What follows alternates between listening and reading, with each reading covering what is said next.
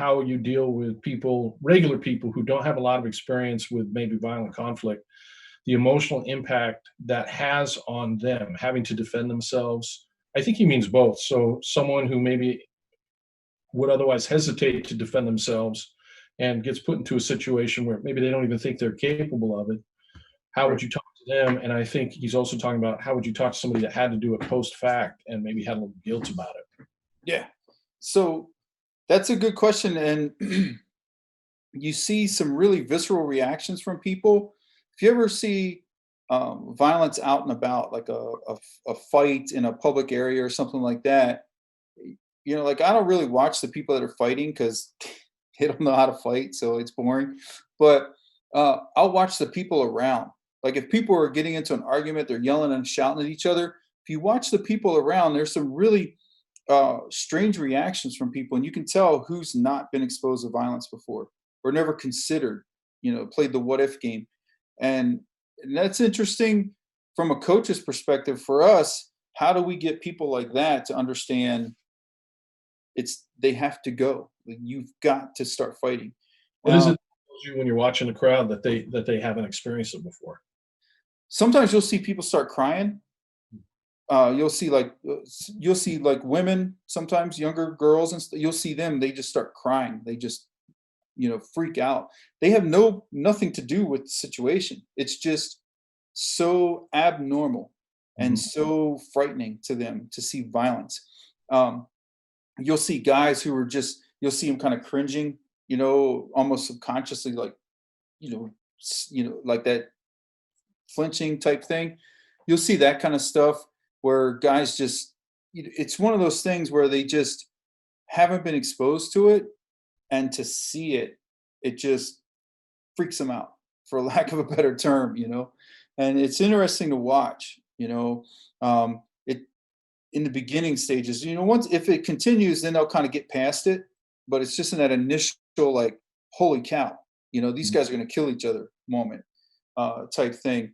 So I always come back to, in prepping people for those moments, you have to think about what you're fighting for rather than what you're fighting against. So my determination is always to continue to live my life. I've got a good life. I'm thankful for everything I have. My life is very beautiful. It's amazing sometimes. I had some. There's a joke. Somebody said to me, "So I had an opportunity recently to get some stuff from a gun manufacturer," and a guy said, "Oh, it must be nice." And I'm like, "Kind of is," like, you know. But it's one of those things where, you know, I think about that kind of stuff. Like, I don't want anybody to take me from that. I don't want anybody or anything to take me from that, because violence isn't always another person. Violence could be a car. It could Right. be a car crash. It could be something just insane happens, and not insane, but just something you never thought of that happens to you, and now you've got to deal with it. Mhm. And so that kind of stuff, I think about in those moments, that I'm going to live because I love my life. I don't care what it is in front of me. I don't have time to hate them. I don't have time to get mad or rage or anything like that. But you're not taking me from all the things that I love. Mhm. Period. And so that usually connects a little better for folks, especially people that come from a background where they don't have that well of negative experiences.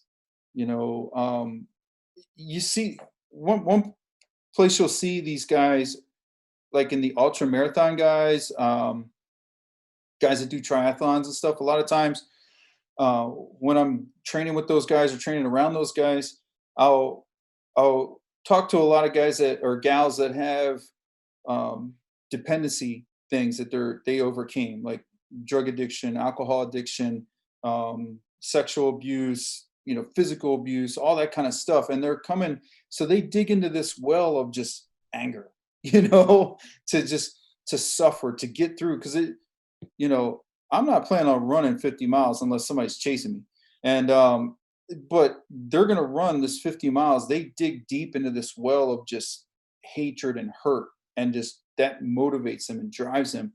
But for the most part, a lot of people don't have that. And so trying to get somebody like, you got to get mad, you got to rage, like they don't have those experiences. They don't have that to to tap into. And the other side of that is you might not want them to tap into that in a training environment because I'm not a counselor and I'm not a mental health professional. If we do tap into something and open Pandora's box, I can't help them. I Mhm. just created a problem for them that I can't help. And so I stay away from that side of it and focus completely on what they love. And that comes from one of my friends that does Ironmans, where we talked about it. And I said, hey, Steve, like all these guys are just mad. Like I did not expect this, And he goes, yeah, man, it's like that. But I just focus on that, how much I love doing this and how much it's just amazing that I started out with asthma and sick, and now I can bike 70 miles and swim a couple miles and run a marathon all in one day. And like, how awesome is that? And I thought that's a much better approach, Yeah. And and that kind of altered how I approached self defense with people because I kind of was in the middle on that. Like, maybe we need to find a way to get these people mad because they're so timid and so, you know, laid back and just lack exposure to violence. But then I realized, like, what if I tap into, listen, do you like your life? Do you like being able to see your children or your grandchildren? Do you like being able to visit with them and all the things that you do? Do you like that? Do you love that? Well, this person is going to take that from you. Mhm. You've got to fight. You have got to fight, you know? And so and then you can kind of, after doing that, then you can slowly kind of ease them into the, if you don't fight, they're going to get past you and get to all that you love. You're the line in the sand. You have got to stop them. They've got to stop here, And so that was kind of that's kind of how I do it, Mhm. and that's worked pretty well for most of my trainees. That really works well. And then for the post stuff, uh, I try to get them to, kind of almost back to like that Byron Katie kind of work thing. Like, is this true? How do you know it's true? It's almost kind of like those questions where they start to have these negative thoughts, like, man, I can't believe, like, I didn't want to hurt anybody. Like, maybe I shouldn't have, like, and you will have people, and I know you have, you have people that say, maybe I shouldn't have hurt them that bad, or maybe like I shouldn't have gone that far, or maybe they wouldn't have if I just, maybe by me fighting back, it caused it to happen. And you just have to like get through to them. How do you know that's true? Mhm. Is that true? Like, listen, this person has a history of this. If it's a domestic situation or something like that, like they've done this to you before. Like, you have a history with them doing this. So we know that's not true, you know? So, so you go through kind of those questions and answers with them where you get them to just kind of answer it for themselves because they're not going to hear an outside voice. All you can do is guide them. You can't tell them. You just have to guide them into seeing for themselves that what I did in that moment, based on what I knew, was the best thing for me to do. There's a thousand other ways I could have done it, but right now, in that moment, I did the best that I knew to do.